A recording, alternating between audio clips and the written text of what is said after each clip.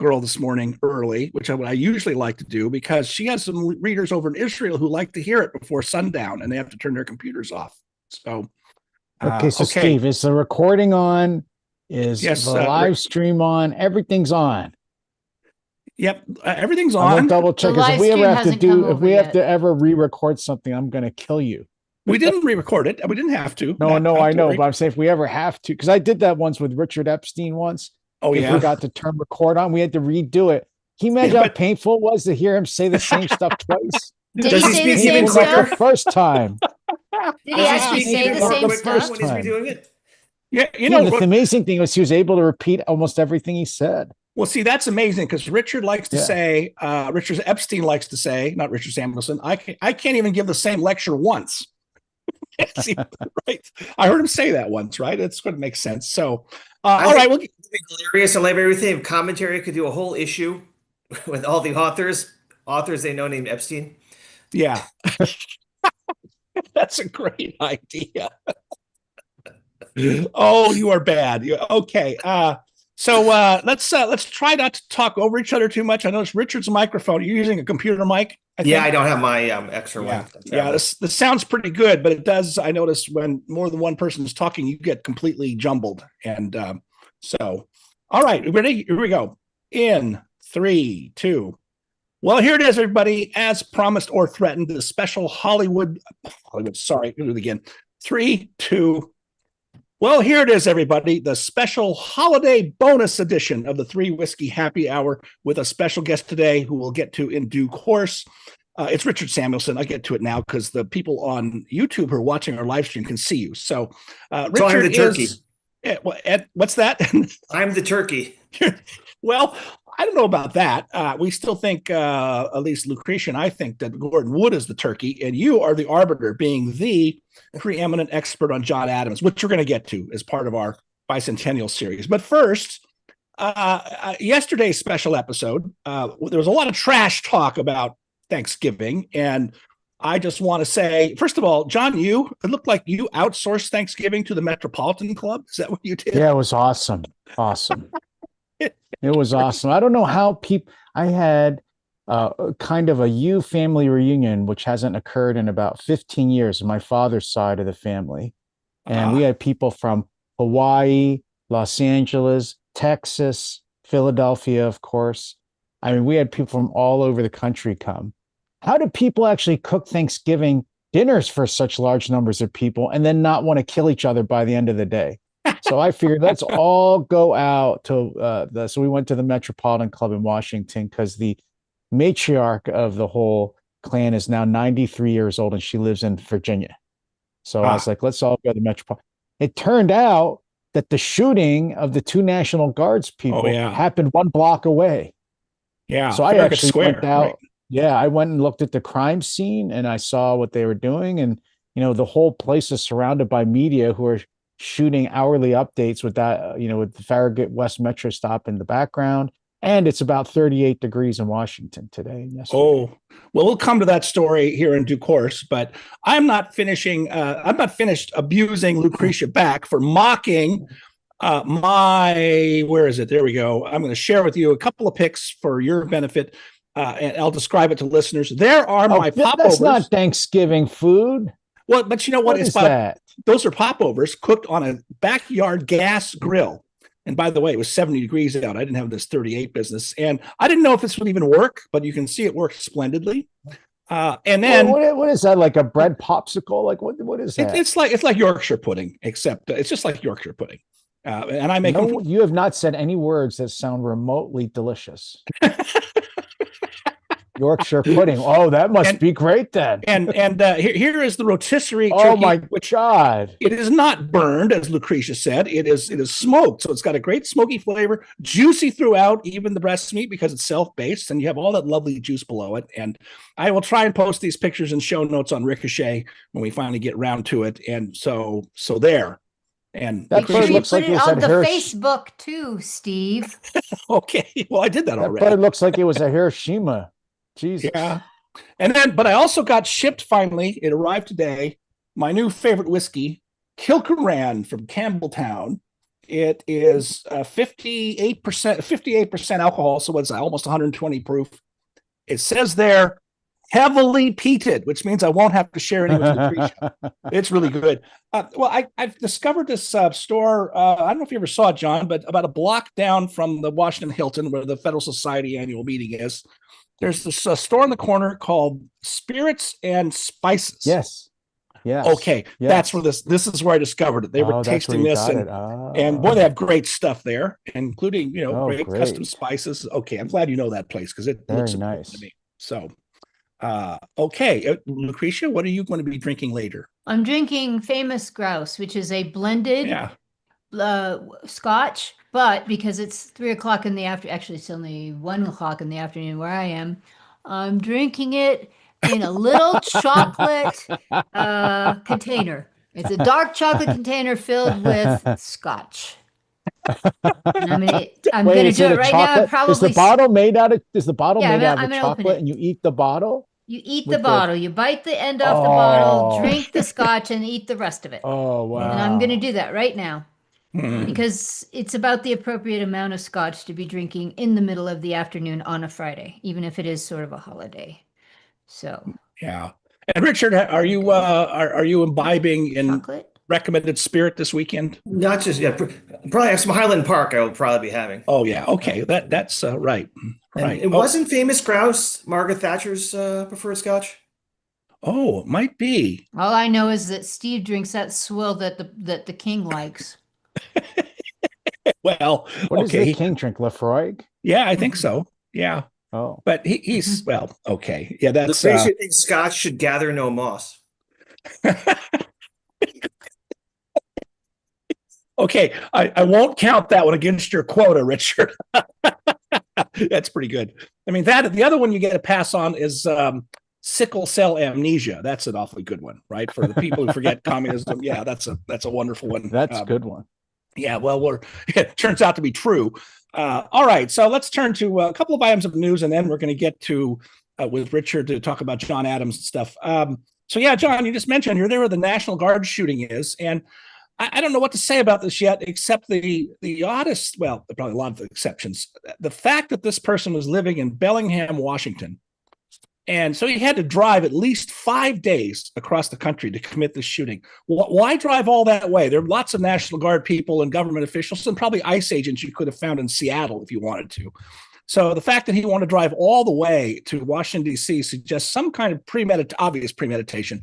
Yeah, But then the next question is, was he a radical jihadist while he was working and cooperatively with our forces in Afghanistan, or was he radicalized over here after he came here in 2021 when we bugged out of Afghanistan?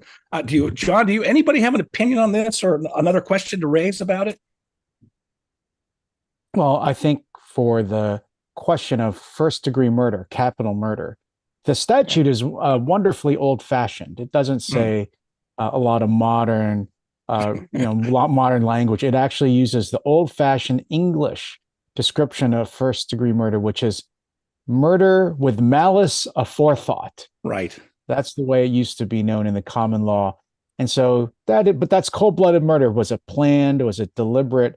As opposed to something that's not going to be usually subject to the death penalty, like you're a sudden reaction or you're responding something in self-defense, something that's caused by the events. So Right. the planning, driving 5 days makes it sound, and the going to Washington, just a symbolic target, makes it seem like there's not going to be a lot of difficulty claiming first-degree murder. But President Trump, I think yesterday said, or even this morning said, he heard that this guy had mental health problems caused by his service in Afghanistan. That's the kind of thing you would introduce. Yeah, working as for an Afghan unit that was trained by the CIA to, work on, so it sounds like they were an assassination unit. Maybe if that's true, then they're his defense will use that to try to claim that he has mental illness and that he can't. And if he really is mentally ill, then he can't be found guilty of murder. He'd have to be held as the old-fashioned phrase used to be criminally insane. Yeah. Lucretia? Can I ask a question about that and just get you guys' thoughts on it? So I recognize that the Supreme Court has said that you cannot execute someone who is not mentally capable of understanding the reason that their crime was a crime, et cetera, et cetera. I'm of the opinion that that's when you ought to execute someone. And here's what I'm thinking about. This is so the guy that killed, that set the woman on fire in Chicago just a week or so ago was let out of the mental prison. What's he called? Mental institution prison. There's a name for it. Because he was too dangerous to be there. Wow. I did I not mean, know that think detail. that one through. Yeah, So that's what not then supposed do to you happen. do? Yeah. And if someone has become so inhuman, that's not their lacking human qualities due to mental health problems, why then do we owe them the right to stay alive? It's just something that doesn't make a lot of sense to me. A guy who gets off after raping and torturing a small child because he's got of course you have mental health problems. Only a person with severe mental health problems could do such a horrid thing. And a lot of crime falls, in my opinion, into that category. Why don't we execute people who are mentally unstable or schizophrenic or whatever? I mean, what's the argument other than it can't, I don't know what Well, the argument is.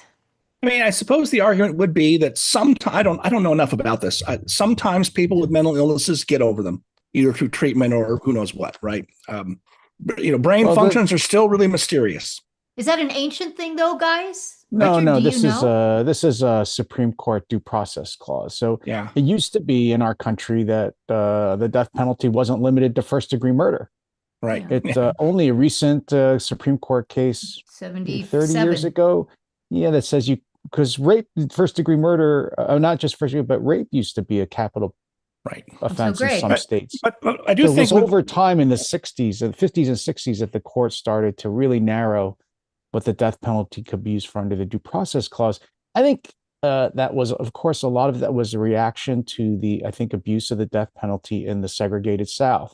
But maybe, like a lot of things that the Warren Court did, they went so far in eradicating segregation that they just banned things completely, which in some other contexts might be legitimate. Richard? My recollection is the 17th century and then more the 18th century. If I remember the way the law went. In English law in the colonies, there were hosts of offenses for which a death penalty, including Oh, yeah. kidnapping and other things. So we actually have scaled it way back from the founding era. Not unjustly, but it's compared to the founding era, it's much reduced. Well, in those days, it's the act itself, not that was qualified as a capital, like rape, right? It was always a capital crime back then. I do think, Lucretia, the argument in favor of your point is actually a theological one. That of all people, this will confound you a little bit. Of all people, the person who argued that a death penalty was actually merciful was Russell Kirk about 30 years ago in a very interesting article in Modern Age, which somehow stuck in my head. And he said, if we really believe that people have a soul, and you have somebody that we describe as having mental illness or something, but it obviously has a tortured soul, are we really doing them a favor by keeping them alive in a prison cell for 40 years? I don't think that's a frivolous argument. It may be a hard one to make legally and otherwise, but I think that's a serious argument. I think that's the better one. But it's not necessarily the problem with that, Steve. It's not necessarily just the death penalty. I mean, they don't put people accused of serious mental problems in regular prisons either. They put them in. Why can't I remember I used to live next door to one. They put them in women's bathrooms. That was good. Okay, that was good. But it's just, sorry, I didn't mean to get us off on that tangent, but I was actually seriously thinking about it when I saw the news report the other day about how the judge had let that guy out because he was too dangerous for a mental institution prison. I think a prison for the criminally insane. Yeah, I think actually there are a lot of people in regular prisons that have mental illness. You hear this a lot, and that's become a substitute for the lack of mental institutions like we used to have, I think. And so the ones, just a hunch here, is that the one this person was in was not equipped for a violently mentally ill person. And because he hadn't been convicted in the normal way, I mean, if you know how that plays out, it just shows the dysfunction of the whole darn scene right now. Um, Well, but look, then, unfortunately, this is what the voters of Illinois want, right? Or whatever, right? If this is Illinois, because they're not willing to spend the money to build the right kinds of prisons and build enough, right? Pay for enough police force. And they're going to have a system where judges or the hospital directors are letting out people like this, and then they visit this kind of harm on their population, and then they keep the same officials in business. They keep well, reelecting people who make these decisions that allow this kind of crime rate to go on. well, okay, yeah. I mean, I wonder about the premise of your statement, John. I'll bet if you put it to a vote in Illinois the way we can put things to a vote in California, I'm thinking back to the Three Strikes Initiative 30 years ago, which passed 2-1 in California, right? And if you put a bond measure to build more prisons, I'll bet it would pass in California.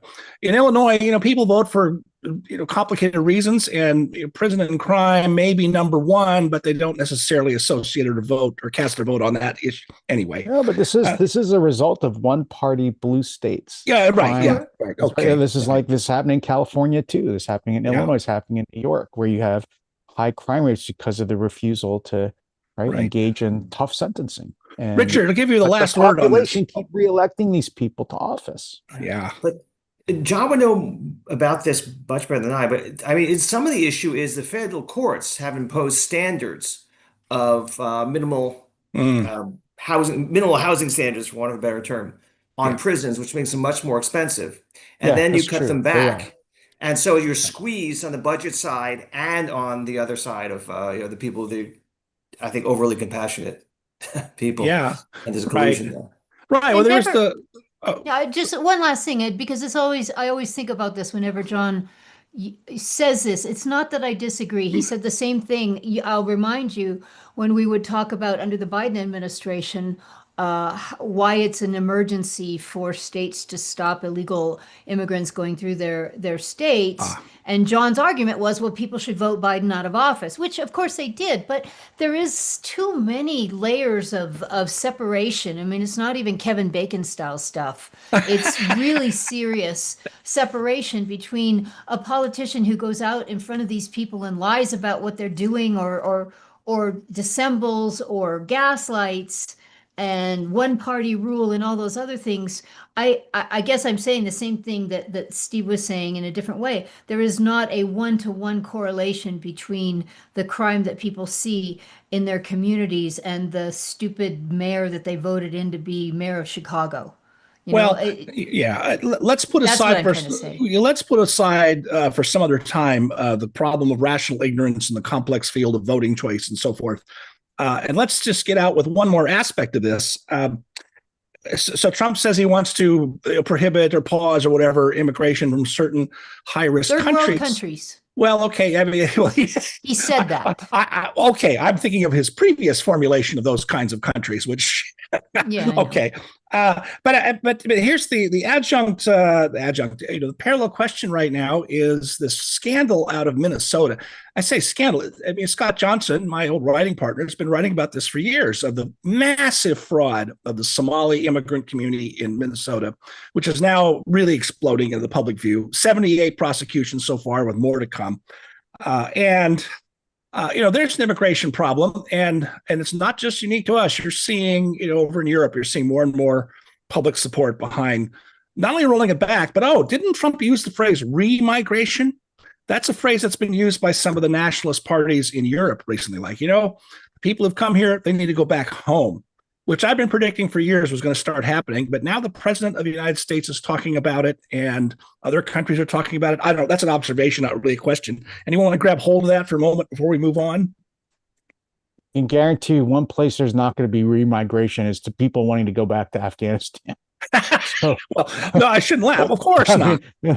I mean, like, what you mean, like voluntarily leaving the United States to go back somewhere else, or you mean involuntarily being deported? Well, see, that's right. Remigration doesn't add anything if you're just talking about deporting people.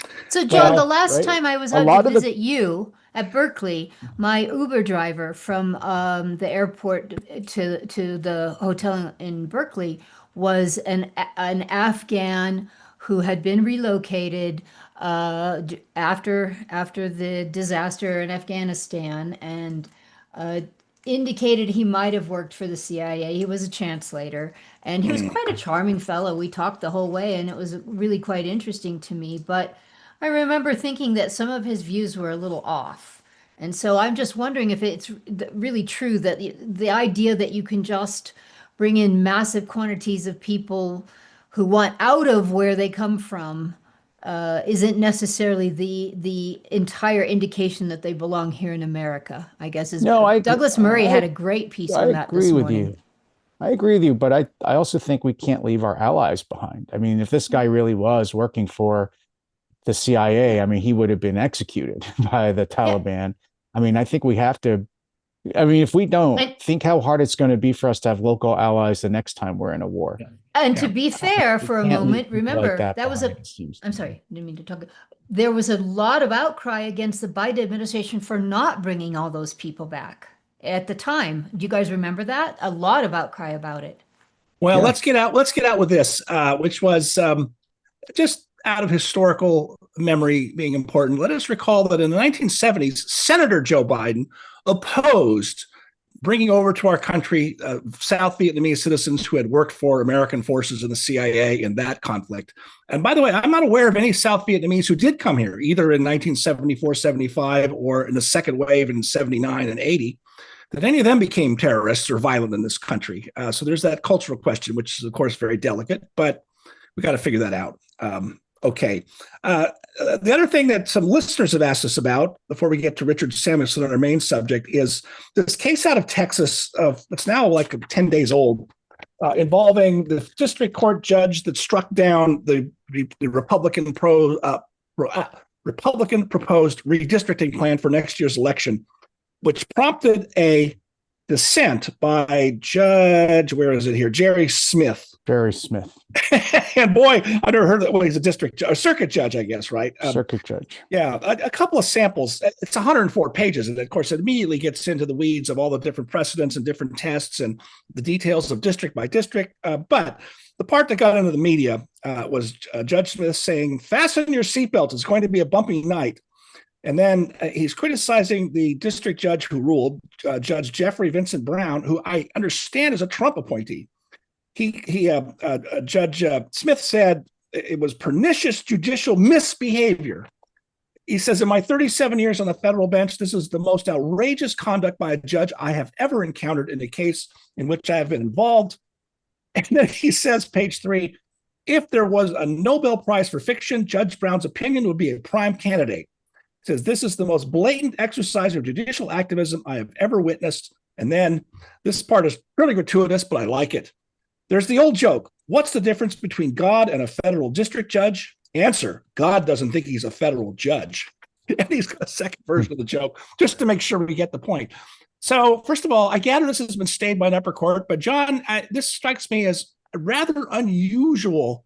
I mean, it's one thing to have a sentence or two that pokes the other side of an opinion. You know, Justice Scalia was good at that.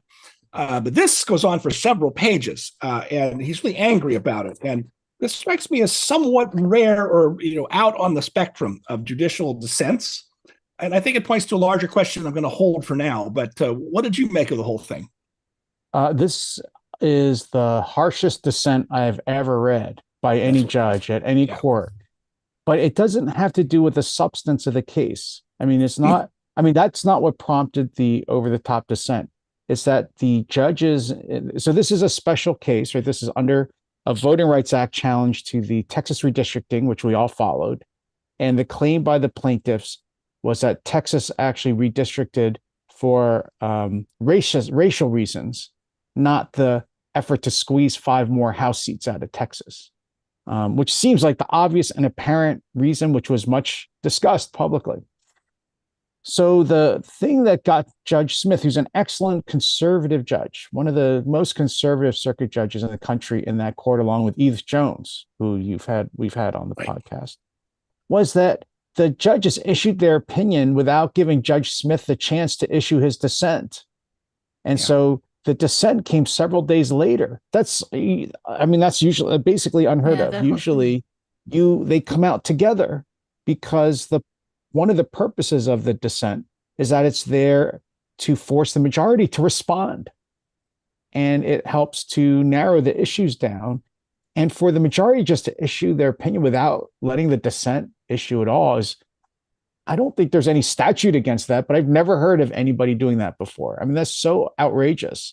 So Judge Smith, I think, was quite right to be over the top of this. The other thing about these kind of courts is it's a 3-judge court, and they're only done for these Voting Rights Act cases. 2 of them are trial judges, and only Judge Smith was the appeals judge. So he's basically saying, you idiot trial judges have no idea how to act on an appellate court when you have 2 other judges on the panel with you, and you're supposed to be collegial, and you go back and forth. And it helps the decision-making process to have a majority and dissent that go back and forth. So I'm not surprised at all that Judge Smith sent up this warning flare with this dissent, and Justice Alito intervened and stayed the case. And it will probably, I imagine, get granted by the Supreme Court. And I think reversed, because I think Judge Smith's substantive points were right, that the majority is completely wrong, trying to detect signs of racism in the Texas redistricting, when it's obvious why Texas did it, was to get more Republican seats. And that's okay. The courts are not allowed to review partisan motives in redistricting. Yeah. And then the whole the separate case the Supreme Court has already heard but not ruled on about the Voting Rights Act may have implications in this, I think. Is that correct? Yeah, that's the Calais case. Yeah. That might remove any grounding, any claim that even race can be permitted at all. Because still there is this, so far, there's still legal authority under the Voting Rights Act, as it's read by the courts, to redistrict in order to increase the representation of minority members of Congress, which I think is completely a violation of the 14th and 15th Amendments. But I think that's the way the court will rule this summer too. Right. Well, my political theory, meaning ordinary politics theory of not political philosophy theory of Judge Smith's vituperation in the first few pages, was to make sure that it became a public spectacle. I don't mean spectacle in the pejorative sense of that word, but the fact that it made news. It made like front page news. And I think it highlights a broader problem we're seeing right now, which is we're really putting a lot of strain on the judiciary under Trump, as we did under President Franklin Roosevelt. I may come back to that point later. So this is not unusual in a certain broader historical sense, but we've seen all these district judges trying to do nationwide injunctions and so forth, and willfully block Trump's agenda. And this was not a Trump matter. This was just the state of Texas. But still, it seems to me that Judge Smith said, it's time that more of the public be aware that there's a lot of lawfare going on, not just against Trump. That's my theory of it. Well, also, he made sure the Supreme Court knew about the case. Yeah, right. And they immediately intervened to stay this decision. Right. It's actually interesting. I'm actually curious what everybody else thinks, because it's not clear to me that Trump's gambit to get states to rejigger their maps to increase the number of Republican House members is going to work. Yeah. Because if Texas ends up getting state in some way and California goes ahead, then Trump will have lost. There'll be actually more Democratic seats than there were before, won't there? Could be. I mean, who knows? Assuming a status quo election, which is a big assumption, but yeah. And my understanding is the referendum for redistricting in California wasn't quite regular, and the Republicans decided not to challenge it preemptively. And they may not have won, but it's interesting. I think they apparently decided that was too aggressive or something. I'm not sure how the decision making went. I've heard a little bit about this. Yeah, well, I think, but they have since subsequently. Yeah, they have. Right. The Justice Department actually has. Right. Harmeet Dillon, your guest on the Ricochet Maine podcast, has brought suit. And then against the California map. And some state Republicans have brought a suit too. And I don't know, what levels and how they'll be consolidated or whatever. But yeah, Richard, I think the reason that happened was first, it would probably have been heard in state court first, and they would have lost because the state courts are tilted. Second, at the beginning of all that, it looked like the Republicans might defeat the initiative. I actually expected it when it first was announced that it would be defeated. But Newsom and his folks ran a really good campaign, had a ton of money, and they managed to make it about Trump. And the funny thing was, there's a couple of great polls by, our pals at Berkeley, John, that, what's his name does, and a couple other pollsters. Jack Citron. Well, Citrin and his pollster guy that never mind it. I forget field poll, the field poll, the old field poll guy, right? Who does I used to share an office with him. And he's a really good pollster. But they found that on the one hand, huge majority of Californians prefer redistricting by the nonpartisan commission we have that Democrats have gained, but never mind that. But they're going to vote for this initiative because it's a way to signal their displeasure with Trump, and that's what all the ads are about. And so, and then Republicans gave up. I mean, they quit spending money against it because they realized they were losing so badly. Okay, so that was a weird thing. What else? What else is? I mean, it was a really low turnout election, right? Yes. Yeah, true. Lucretia will like this. It was mail-in only. Yeah, that's right. Mail-in ballots, right? Yeah. Yeah, I don't know what the turnout was, but all right, let's move on because Richard has to go here in a little while. So, Rich, as you know, Richard, last week we had a spirited debate that pitted Lucretia and I against John about the great Gordon Wood. A lot to be said about that. But one of the things about Wood's argument or about his book is there's a famous chapter in it called The Relevance and Irrelevance of John Adams. And I haven't read it in a long time. I tried to dust it off a little bit, including, and also another article of yours I'll bring up in a moment. So first of all, I have this odd recollection that chapter was kind of an odd man out or an oddball chapter. It's sort of stuck down toward the end, and it just takes in John Adams in isolation. And I tried to skim it here earlier, but I didn't get very far. And so you are the John Adams expert. And so I'll ask for your take after first you identify yourselves for listeners as to where you are teaching and what you do. Well, I'm American historian at the founding by training. I'm an associate professor of government at Hillsdale College's Washington, D.C. campus. Right. So that's the short version. And, right. And you could have transitioned by pointing out we're talking about Elbridge Gerry's close friend, John Adams. Oh, good point. Right. The originator of gerrymandering or gerrymandering. That argument's going to go on forever, how you're supposed to pronounce it. Anyway, what do you make of that chapter of Woods, or what should people know about? Well, first of all, John Adams was one of the co-authors of the Declaration of Independence, or at least he had some substantial input into it, even if Jefferson was the primary drafter and the person we always quote about the matter. But so start wherever you want with John Adams for us. What should we know about him? Well, I mean, Adams was one of the leading politicians lawyers and politicians in Massachusetts. And so he was the head of the first, if I remember correctly, he was the first person selected for the delegation to both Congresses and was probably the leading guy in the second Congress, but also was a pain in the neck because he was pushing more than everyone else for independence and wasn't patient to let other people come along. Right. And then he was the principal author of the Massachusetts Constitution of 1780. And Massachusetts was the first state to have a special convention and then ratification by the people. So they created that process, proposed actually by the people of Concord, roughly right. That process in 1776. Can I interrupt you there for just a moment to and refresh my memory? The preamble of that great 1780 Constitution has the phrase that goes something like, a frequent recurrence to fundamental principles is necessary for good government and survival of a republic, something like that. That's the Declaration of Rights, I think. And that's actually in other state constitutions as well. Right. They all believe that was fundamental. You have to recur to fundamental principles right. in order to sustain the republic amid changing times. Right. And they believe there were principles, as Lincoln said, there are such things as truths applicable to all men at all times. Something that many modern historians have trouble with, because right. it's by definition anti-historical to say there's certain things that are simply true about men across the ages. Well, Adams was often called the first conservative. I think you note that in one of your writings. And what else? Remind me, was he at the Philadelphia Convention for the Constitution in 1787? No, he and Jefferson were both in Europe. Both of them were okay, right. Adams was our first minister to Great Britain, and Jefferson was in Paris. Right. So thought experiment. If Adams and or Jefferson had been in Philadelphia in 1787, you think they would have had a major influence on things? it might not have come out so well. These strong personalities may Yeah. may have prevented some of the compromises that were necessary. Well, Um, right. Well, one of Wood's arguments about Adams is he had this aristocratic view of a mixed republic where things like the Senate and the presidency were supposed to reflect, sort of aristocratic formal class elements that you saw in Britain, right?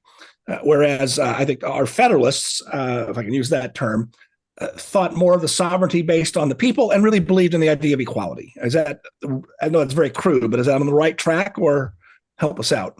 Characterizes that's what's so complicated. Because in Creation of the American Republic, Adams might be the guy he quotes more than anyone else, and that might be where the chapter comes from because he doesn't quite get Adams. He actually literally is as far as does not mention the ratification of the Massachusetts Constitution by the people in 1780. He mentions in 78 they rejected the Constitution because it was not created by a separate convention, but he doesn't mention they ratified. Therefore, popular ratification and the implication of that the people are ultimately in charge, can be associated with the federal Constitution as a repudiation of something that came before it. I don't think that's an accurate account of Adams. I mean, he supports the Declaration, his ideas are there, and it's the same sentence in which refers to our rights from our Creator, and including the right to govern by consent to the governed, and we change our governments when we don't like it. That's all one thought, right? And Adams very much on board with that. The question then is about inequality. There is going to be an elite. Every society has some people with more authority, more power than others. How do you reconcile that with Republican government? That's the challenge. Wood wants to portray Adams as an having more old-fashioned idea of aristocracy in general, which is kind of how John Taylor Caroline characterized him. I don't think correctly. Um, Adams simply saying it's empirical fact. There are going to be people with power for reasons you wouldn't choose, such as having a famous father or being tall or good looking.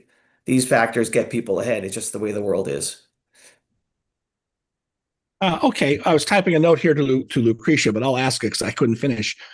Was it Adams or Jefferson? I think it was Jefferson in their exchange of letters who talked about the natural Aristoi. Was that? They It's both do. Jefferson. They both They do. disagree about their meaning. They use the word, they mean different, something different by it. Jefferson wants to call the natural aristocracy is the wise and good. It's from nature by birth. You actually read them Right. closely. It's kind of problematic. Mm. It says, fortunately, people don't breed as they ought to, like we breed our horses. Otherwise, you'd have a genetic aristocracy. Jefferson says that in that letter. Adams is describing it from the perspective of empirical science. There will be this group by nature in the vulgar sense of nature. There's going to be a group that rises for reasons good and bad that will have an overage of power. And the challenge is to help them use their talent, which can be genuine ability to do things, and also just their ability to get ahead to serve the public. And that's why, checks and balances are actually not in the Federalist Papers, that phrase. It's very much all over Adams' work on the Constitution. Right, right. So in order to say, how should I put this?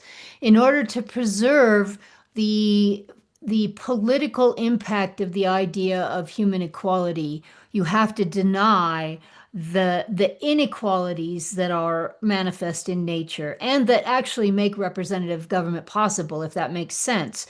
I mean, who is it that says if nature hadn't fit mankind? It's Jefferson who says with these natural Aristoids who could actually help govern the people. The difference is what you don't want then is a hereditary aristocracy, because it's not clear that those important characteristics are always genetically transferred, number one. And then you have no longer consent being the reason why these people are ruling over us. And Jefferson makes it, I think, really clear that the whole purpose of education is twofold. It's to make sure that you pull the natural Aristoi out of the general population, where he seems to intimate they come in the poor as well as the rich, that kind of thing, but also to educate the people well enough to recognize the characteristics of those people who are by nature not destined to rule, but better fit to rule if they're chosen to do so. Yeah. Is that correct? The phrase Jefferson, remember, is the creator would be a bungling artist if he had not created, sort of people who would be fitted to rule society. And Jefferson thinks you can train the people sufficiently well so they will recognize that on a regular basis. Adams is more skeptical they will have their heads turned as often as not by the wrong sort of thing. And therefore, the checks and balances become more important. I Aren't they mean, you both can, right it's to a certain with, extent? there's something to that. What's interesting, if you think about how in Madison, my read of Madison is not the common, but I think it's correct. I think the extended sphere is primary for Madison. Remember, checks and balances, use the Yeah. term, but that's an auxiliary precaution. And what's primary is reliance on the people, but he says the reliance on people doesn't work in a small republic. It works in a large republic because then you're more likely to have the proper characters and they're more likely to be recognized. There's some truth to that, but up to a point. Hmm. And then you can be very conspicuous for the wrong things, as we know from from history over and over again, right? Is it unfair, though, to say that you can't blame Madison or Jefferson for having that view, insofar, and you have to look at John Adams as being somewhat correct, because we have, in fact, failed generation after generation to give them the kind of civic education. Sorry, I hate to use that term because I know you hate it, Steve, and everything it implies. No, because you say I don't want to get into the whole debate about civics education. I mean, genuinely education to teach citizens to be good citizens. And part of that, of course, is to recognize demagoguery and those who will flatter them and so forth. And we've done excuse the expression, a piss poor job of educating generation after generation of Americans to recognize what is in their best interest in terms of being self-governed. Yeah, But I don't think it had to be that way.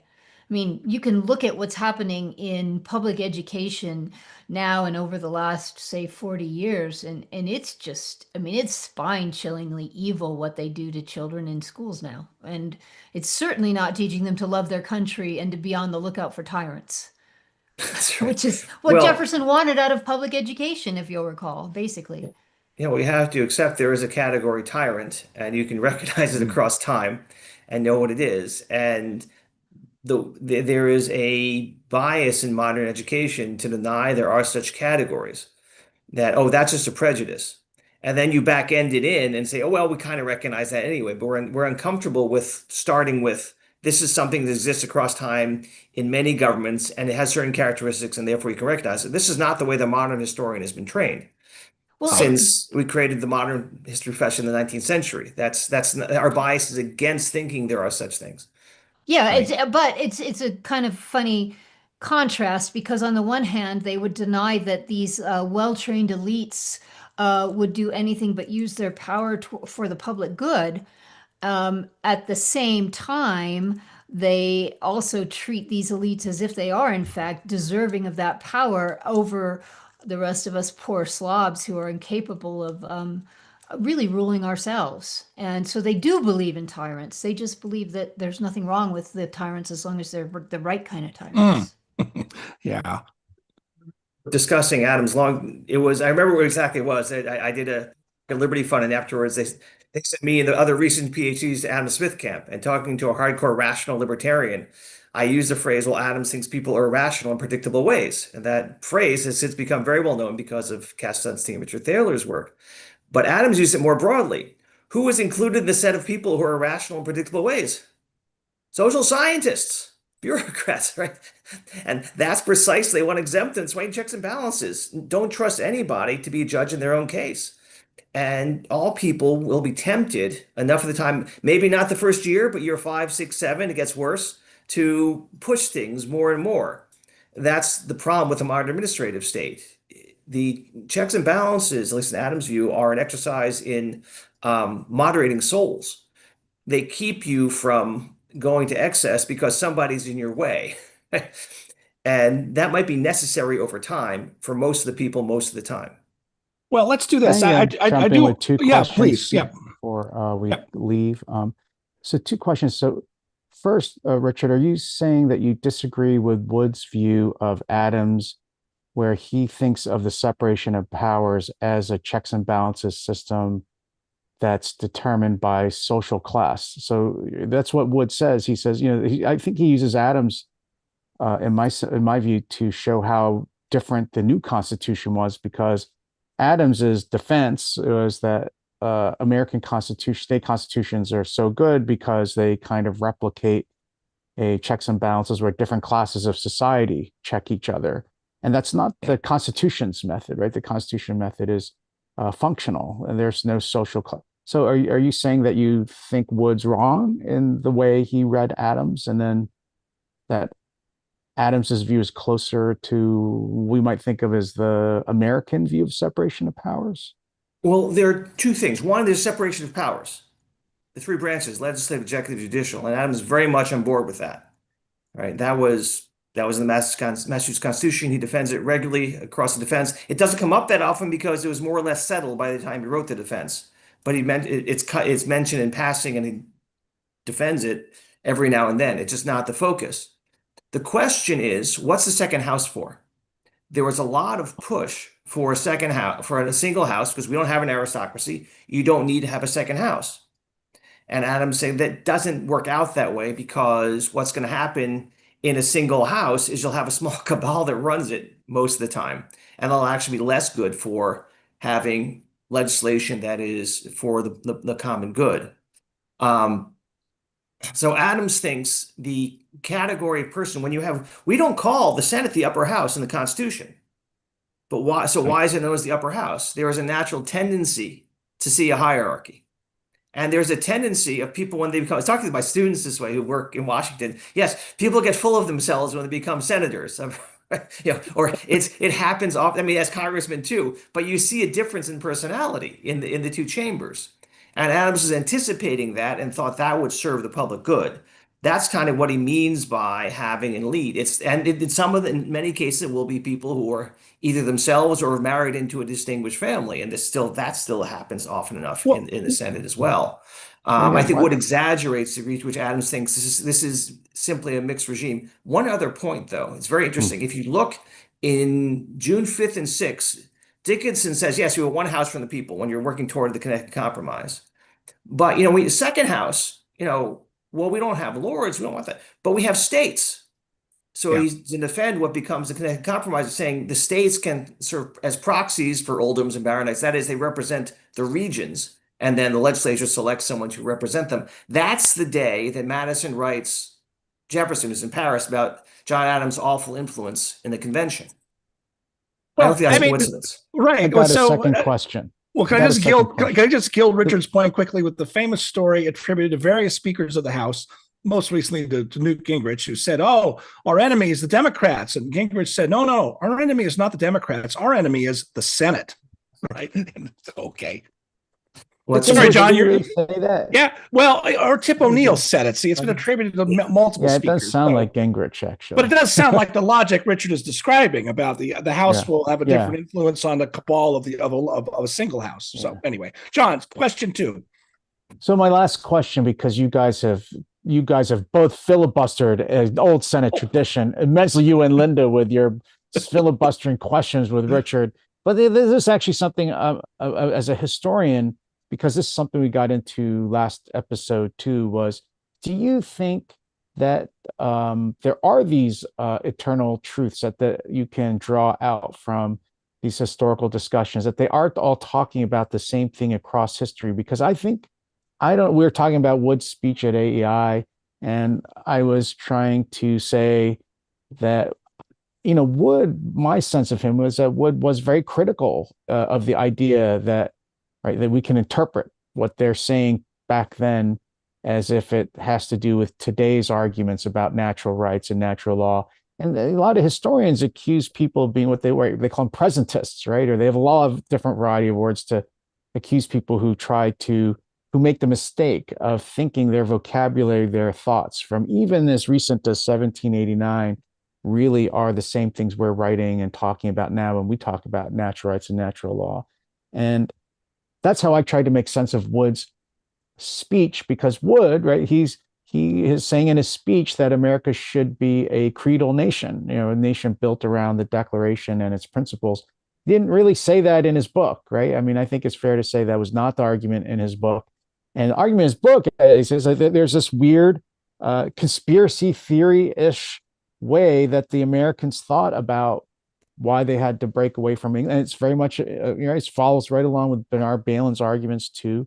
But that seems to me very typically how a historian talks about things. Like, it's so weird and context dependent, and they're not really talking about the same things we are. And we have to put ourselves in their minds and understand why they thought so strangely. But Richard, sometimes when you write, I think you actually do believe that there is this kind of eternal argument and they're talking about the same things we are. Well, there are a couple things. And one is, it's interesting. Wood classically would say an historian can't say what the American regime is. He can say what Americans have tended to think it has been. He can't say, there's no essence in Wood's epistemology. There's no essence of a nation. Yeah. All you have is, and he might even say that's just a summary of what we've been. But and to say that I like it is not a historical opinion.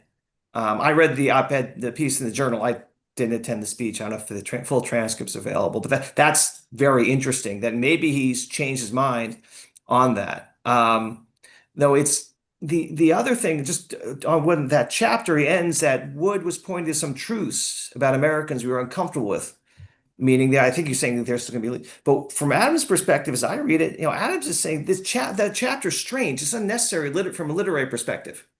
Because the book closes with that chapter afterwards about what they'd achieved. Yeah. And before that, you set up the final chapter, what the Constitution did. I think he knows he's missed something. And I think what is missed is Adams has a point of view that he can't quite get his head around. Because how does an historian who believes everything is contingent give a good account of somebody who does not believe that? And not only that, as I read Adams, he's defending that a point of view against the new philosophical point of view, which is pointing to human nature being radically fluid.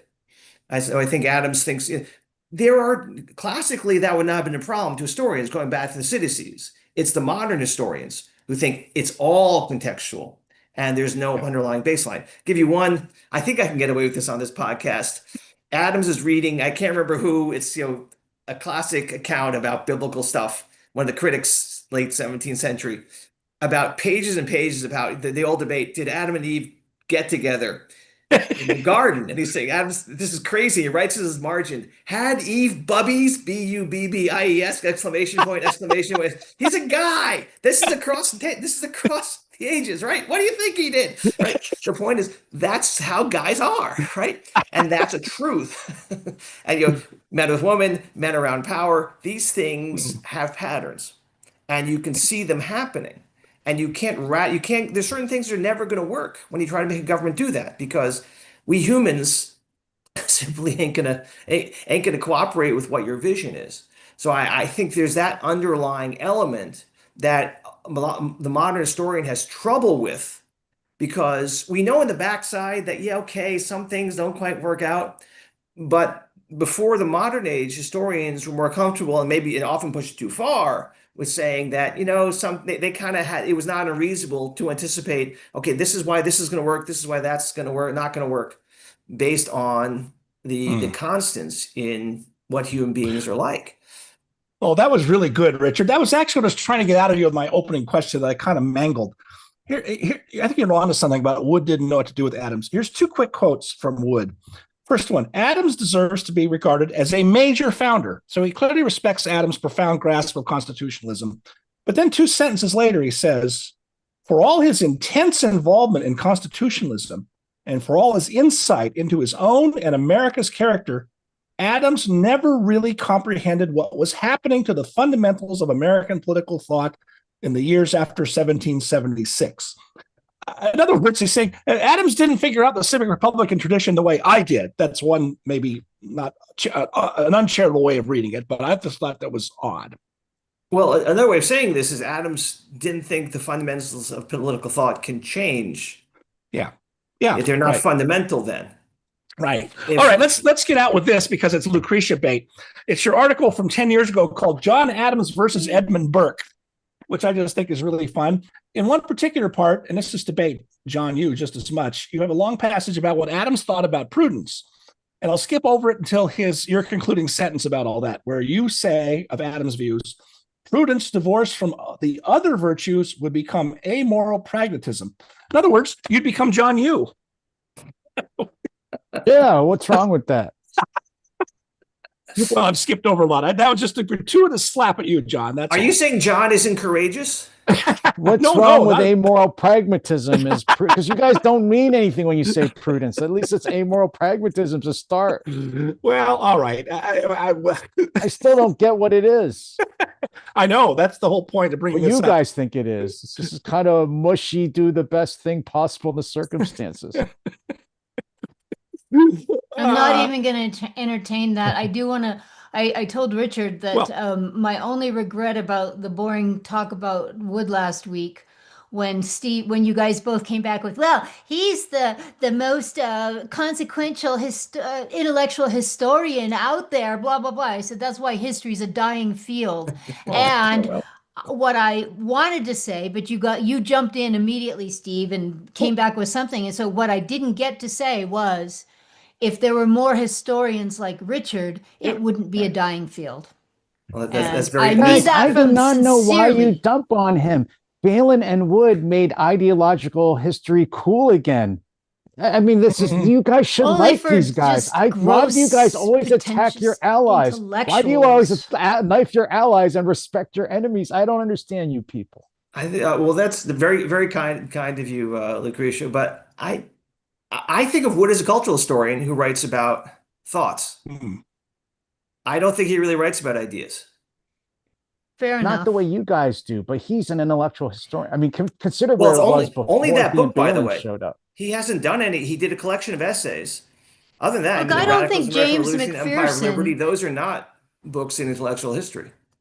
His I think dissertation that's and his first book is the only one that's in that would be in that field.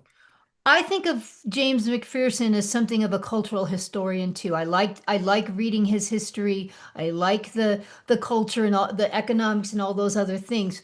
I don't want to get ideas from him. I don't see agendas or ideas or things like that in there. That's okay. It's when they get it wrong that's the problem. Ah, like That's the problem. like Gary Will's book on the Gettysburg Address. Exactly. No, but you guys, the thing that Balin and Wood, I think that they did, and it's just that it's hard, I think, to put ourselves back in what history of the founding was like back then, was they think ideas motivate why people act, right?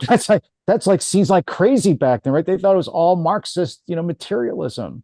And I think it launched, I think, even though we debate and maybe you disagree with their conclusions, but they think ideas motivated people. That's Well, what you guys believe. They just don't That's what think the you ideas Straussians themselves are believe. important. I don't think You just have Balin's chapter disagreements about what the conspiracy. ideas are.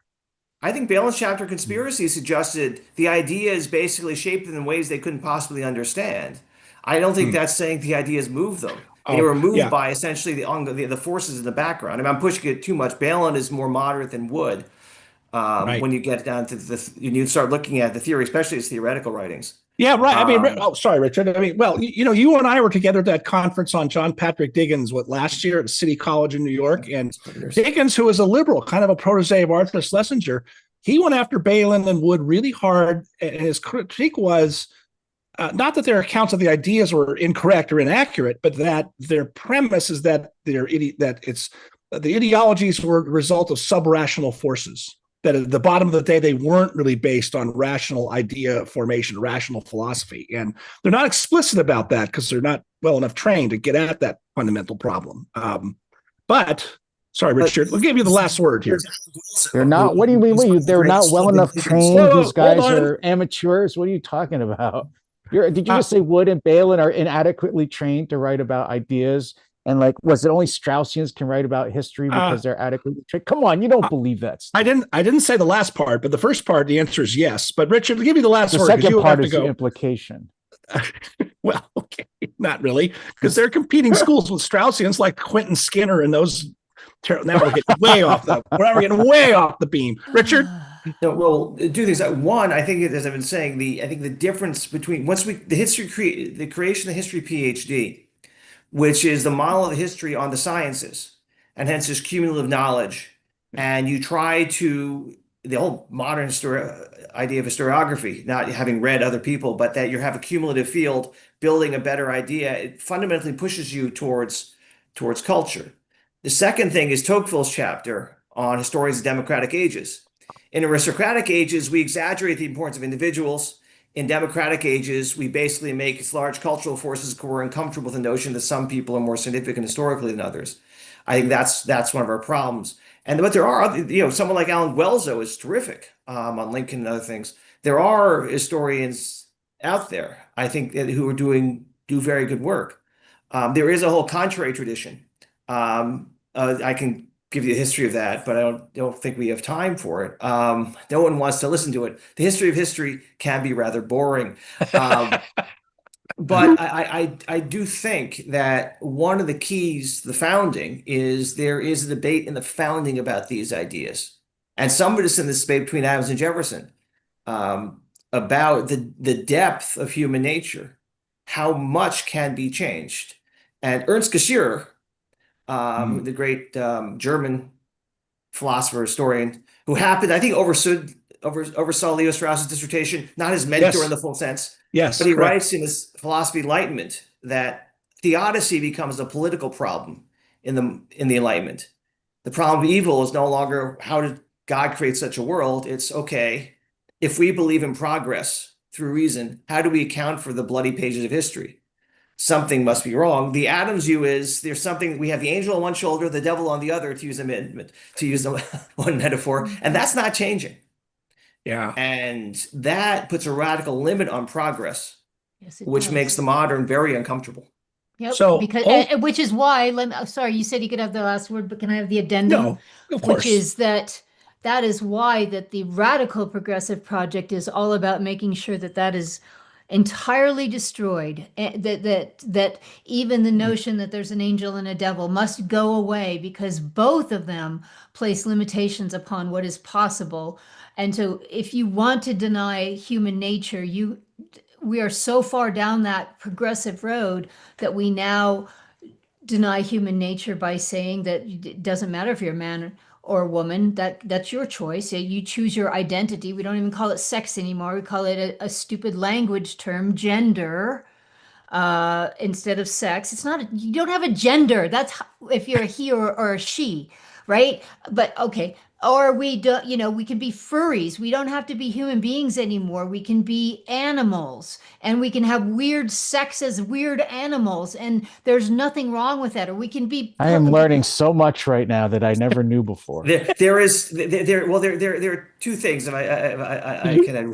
One is, right, to borrow from Madison, in the modern sexuality, the LBGTQ, WXYZ, etc., we have extended the queer. Right. And the other thing, to one more serious point, that is, there is a fine line that separates idealism from misanthropy. That is, if what you want is incompatible with what human beings are like, you actually don't like human beings. And that might explain some of the violence and bloodshed we've seen by leftist regimes over the years. Last week, there was the final report out of HHS about whether or not gender affirming, God, what a horrible phrase, gender affirming surgeries and treatments for children is actually a salutary thing. And HHS pulled together some real experts, did a number of very solid evidence-based scientific studies, released the draft.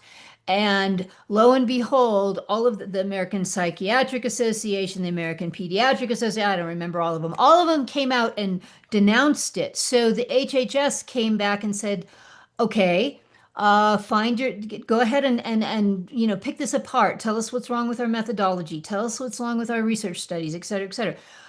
They could not do it. They would not do it. And the ones who did come back had absolutely lame, non-scientific complaints about things. So on the 18th of November, the Trump administration's Health and Human Services published a study with the detractors included that, as a matter of fact, it's not a good thing for children who might have other mental health issues to get surgery that cuts off their vital parts so that they can pretend to be a different sex. What happens? All of those people, what did you call it? Misanthropy. There's a fine line between idealism and misanthropy. And it's because so much of that is part of the progressive project. If we can't remake humans in the image and these are children who are victims of these god awful, evil, vile adults who want to use them as experiments to advance the progressive project that destroys human nature. That's there's Yeah. Lucretia's explanation of the modern world Well, in 2 sentences. if I well, the problem is, as you said, if you give this surgery to a kid, they can't really experience pleasure. In other words, their entire rest of their life is an anticlimax. Yes. Richard, I deserve that, Richard. I We're- deserve You're the one that. who turned this all into some kind of gender history discussion. we're What do gonna you let think you was going to happen? we're gonna let you go, Richard. Although Yes. we're gonna get to advertise to listeners that you finally found a way to apply the marginalia of John Adams to Sydney Sweeney, because it's a rule of this podcast. We got to mention Sydney Sweeney as often as we can. It's because, it's anyway. All right, I Richard, like to think we're- that someday, I think Steve said this, that if they ever have to make a movie about me, that Sydney Sweeney will play me. That's my Well, dream. okay. All right, Richard, we're gonna let you go. We'll have you back. Well, thank you for having me. It's great We'll to have see you you, back. Richard. There's more to be Great done see here. you. Yeah, thank you. Okay, you can just log off when you want, Richard. And so we never did, Lucretia, get to the question of his John Adams versus Edmund Burke, but we can go back to that because we got a lot to go between now and July 4 of next year. And by the way, Yes, we do. Richard's point about a fine line between idealism and misanthropy, I think it was Arthur Kessler who said the problem with the left is something like the revolutionary left is they love humanity. It's individual human beings they don't like. And you see that in real life, right? Oftentimes. Although I'm not even sure I buy that anymore, Steve. I think it Yeah, was well. probably true for a while, but Well. what kind of evil Frankenstein monster wants to do that kind of surgery on children and celebrates it? I mean, it's just sorry. Well, I have a field theory for that, but we are out of time. And so, I know, and I have- we'll keep, I don't have a lot because we just had a podcast a few Right. days ago, and even the people at Babylon Bee have been staying home and hanging out with their family. But I do have a Right. few, and I'll make it quick. Yes. Chicago, you'll like this one. Chicago kicks off holiday season by unveiling festive red and green crime scene tape. Okay. I should laugh about Chicago this. judge hoping 23rd time is the charm for rehabilitating violent criminal. oh, Trump reminds Americans to give thanks for him this holiday. Get it? Take you a second. yeah. Okay, we talked about last time about the turkeys that Trump said weren't truly pardoned because of the auto pen when Biden was president. Oh, yeah. Turkey pardoned by Biden administration 4 times commits violent turkey murder. And then finally, just because we're entering the Christmas season, Mall Santa prepares for seasonal gig by cutting off ankle monitor. Ooh. Okay. All right. Get us out of here, John. We All got to right, ready? Always Yeah. drink your whiskey neat, buy more books. And Steve, what's the latest AI brainwashing you have for us? I can't find it, so we're running over time anyway. I had one, but I can't find it on my computer. It's just my desk is chaos, so we'll just have to go with that one this week. But that's At probably least, good. Steve, We're running you long. didn't record yourself live for No, 45 minutes this time. No, I didn't. But all right, we'll be back again next week with a regular episode. So Drinking? well, of course. So let me stop the recording, and then let me turn off the live stream so that